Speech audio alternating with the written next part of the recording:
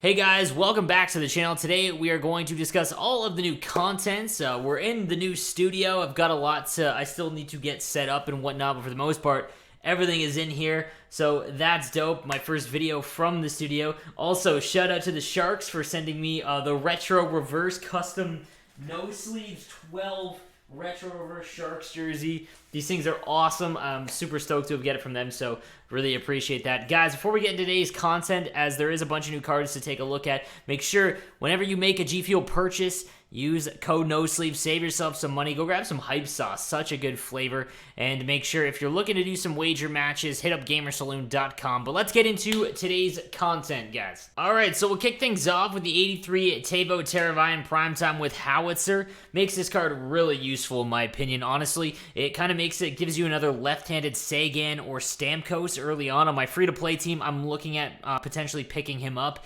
because anyone with the Howitzer synergy makes him pretty useful just because all four of the things that it impacts are very, very useful. Plus his hand stats are in the high 80s. Just a good left-handed card. Again, much like Stamkos and Sagan, only a lefty. So the 83 TERAVAINEN is a great free-to-play card, someone you should watch out for. Then we've got the 88 MIKKO Rantanen, 6'4", 211. Has the wingman synergy. Honestly, I'm waiting for a Rantanen card that has a speed synergy, because even with distributor getting up to 88, that's fine. It's just, even with certain speed stat guys, the bigger guys tend to play a bit slower, so they kind of need that higher push in speed. So 6'4", 211 with 85 skating, and then obviously, hopefully getting boosted if you have distributor does make it a lot better, but wingman is just a tough synergy to activate. It's not one that is super, super useful. I mean, acceleration is great. I prefer workhorse over wingman, though, because it impacts a little bit more. Passing and wrist shot accuracy are a little bit just random ones that I think aren't as nearly as important as some of the other ones that they impact. Stick checking at 90 is great, though, and he is 6'4", 211, so he's great size. It's just he's going to play a little bit slow. If he had Howitzer or Speedster, I think that he'd be an absolute dynamite card. But I think he will play a little bit slower than his stats indicate, much like a winger version of John Tavares.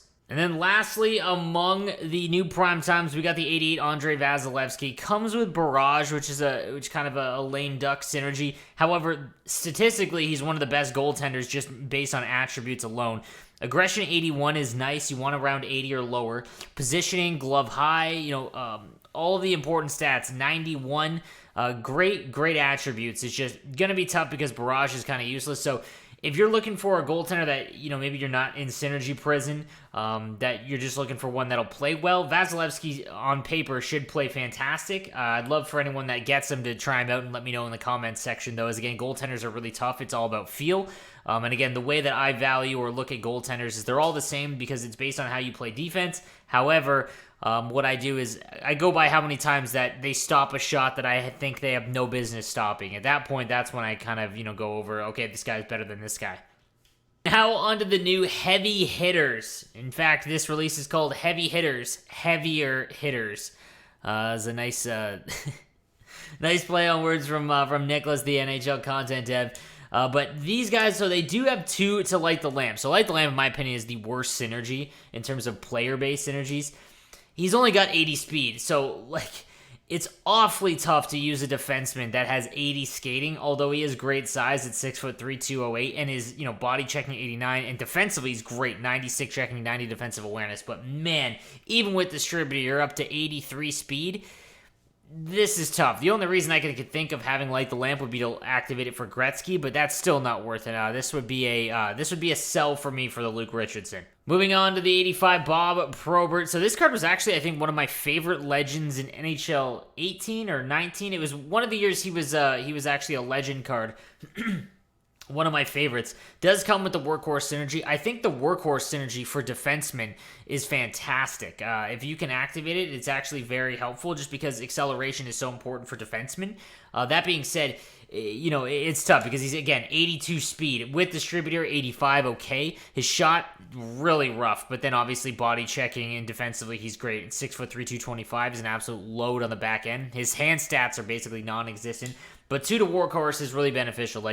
I believe Colton Parayko has it, Larry Murphy has it, so you could activate a lot of defensemen that have Workhorse and make them a lot better, just because I think acceleration among defensemen is really important. But again, he's going to be tough to use. You have to pair him with someone really fast like Cale Makar or something. Then we've got the 86, Marty McSorley, 6'1", 190 with the Gladiator synergy.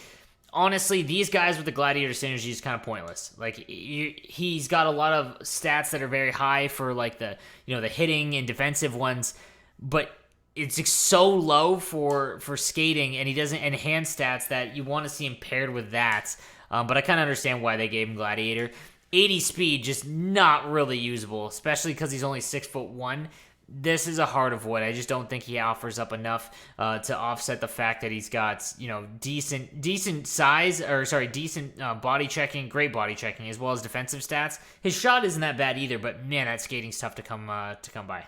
And then we've got the 86 Wendell Clark, which I actually think does have some value. First of all, he comes with Howitzer, which is great, and 2 to Howitzer, which is obviously important. But there's so many cards that have Howitzer that I don't really know if it's important. But nonetheless, having 2 to it, it's not going to hurt him. 86 speed before distributor, 90 agility. His shot is also very good, 91 power, 88 accuracy with it activated. If you have distributor, passive puck control goes up as well, which is already high. Stick checking at 88 and body checking at 90. This is actually a really good, well-rounded, left-handed winger card that you could use. And again, free-to-play guys, probably going to get more value out of him, but definitely a decent card to look at. I'm curious to see what he's going for in the auction house. It's probably going to be pretty high. Yeah, 70K, that's a little high. I think when everything settles down, if he's in packs for a while, or if it's just the day, I can't remember on the bold ones, but if he gets down around 50K, maybe 60, I think that might be a decent time to pull the trigger. But not a bad card at all, and someone that you could look for to help for that left-handed winger spot. So guys, those were all the important ones to look at. Again, the other ones have really low skating that I just don't think is going to be usable for you. But let me know what you think in the comments section down below. And we will be back shortly with another Who Should You Choose video. I'm also going to be doing a distributor video on, guys, the cards that you should probably target that are a little bit cheaper, that actually have some use for you, that have distributor. A lot of people have been asking about that. So guys, thank you for watching, and I'll see you next time.